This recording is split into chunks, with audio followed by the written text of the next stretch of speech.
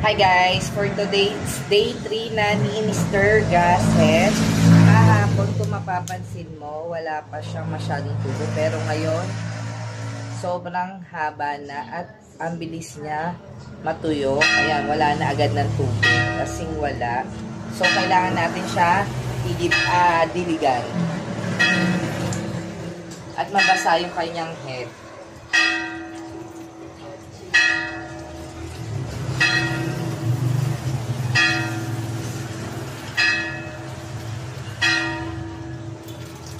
Ayan, bali, nilagyan na naman natin ulit yung tubig niya at diniligan natin. Sa day 3 pa lang, nakita na natin yung tubo niya. So, madabilis siya matuyo dahil sa sobrang init. Ayun. See you tomorrow for the day 4 ni Mr. Gasset. For today, may misa, kaya nagtatapos.